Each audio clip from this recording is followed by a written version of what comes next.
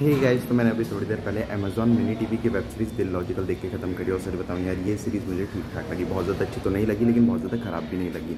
अगर मैं इसकी कहानी की बात करूँ तो ये कहानी है सारांश और जीयू की, जो कि एक ओपन रिलेशनशिप में आते हैं। दोनों काफ़ी अच्छे दोस्त होते हैं, लेकिन फिर एक ओपन रिलेशनशिप में आ जाता है और उसके बाद चीज़ें कॉम्प्लिकेट हो जाती हैं।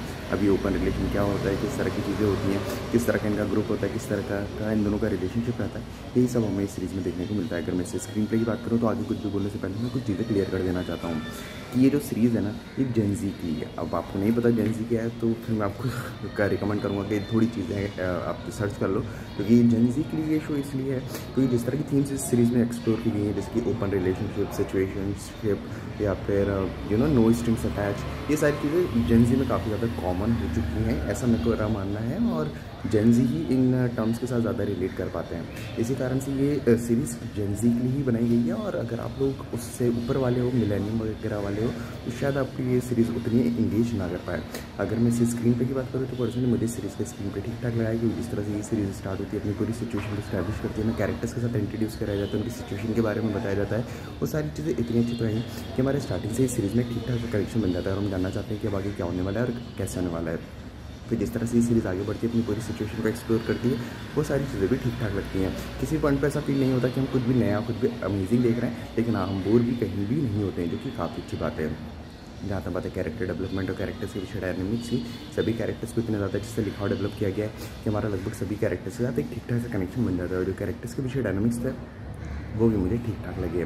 लेकिन बात करूँ इस सीरीज़ के नेगेटिव पॉइंट्स की, तो बहुत सारे, मतलब सच में काफ़ी सारे नेगेटिव पॉइंट्स हैं। मतलब एक तो लॉजिकली ये सीरीज़ उतनी कंपाइलिंग नहीं है। मतलब आप लॉजिक लगाने जाओगे तो इस सीरीज़ में आपको ऐसा बहुत कुछ देखने को मिलेगा जिसका कोई भी कुछ सेंस नहीं बन रहा होगा। काफ़ी सारी चीज़ें जिन पर आप क्वेश्चन कर सकते हो, जिनका जवाब ये सीरीज़ नहीं देती है, तो प्रॉब्लम्स काफ़ी सारी हैं। लेकिन हाँ, जैसे मैंने कहा कि सीरीज़ जेनजी के लिए बनाई गई है, और अगर जेनजी देख रहे होंगे तो वो सारी चीज़ों को काफ़ी आराम से इग्नोर कर देंगे। यहाँ तो बात है एक्टर्स की परफॉर्मेंसेस की, सभी एक्टर्स का हम ठीक ठाक है। फिर चाहे किसी बात करो अंशुमन मल्होत्रा की, प्रियंका की या किसी और की, सभी एक्टर्स का हम ठीक ठाक है। पर्सनली मैं अंशुमन मल्होत्रा को काफ़ी पसंद करता हूँ। मैंने उनका पुराने काम काफ़ी देख रखे, जैसे क्लास 2017 हुआ या फिर वॉरियर है हुआ, मैं उनको काफ़ी टाइम से फॉलो कर रहा हूँ। तो हाँ, मुझे उनको स्क्रीन पर वापस देख कर अच्छा लगा।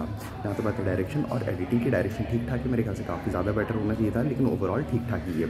बात करूँ प्रोडक्शन क्वालिटी की, तो वो भी ठीक ठाक ही है। तो ओवरऑल मुझे ये सीरीज़ ठीक ठाक लगी। बहुत ज़्यादा अमेजिंग तो नहीं लगी, लेकिन बहुत ज़्यादा ख़राब भी नहीं लगी। अगर आप इस सीरीज़ की टारगेट ऑडियंस नहीं हो तो डेफिनेटली शायद आपको ये सीरीज़ पसंद नहीं आएगी, लेकिन अगर आप इस सीरीज़ की टारगेट ऑडियंस हो तो डेफिनेटली शायद ये सीरीज़ आपको इंगेज करने में कामयाब रहे। तो आपको ये सीरीज़ देखनी या नहीं, ये आपके ऊपर है। और अगर आप लोगों ने सीरीज़ देख ली तो मुझे कमेंट्स में जरूर बताना कि आपको ये सीरीज़ कैसी लगी। बाकी मिलते हैं वीडियो में, तब तक के लिए जय हिंद, जय भारत।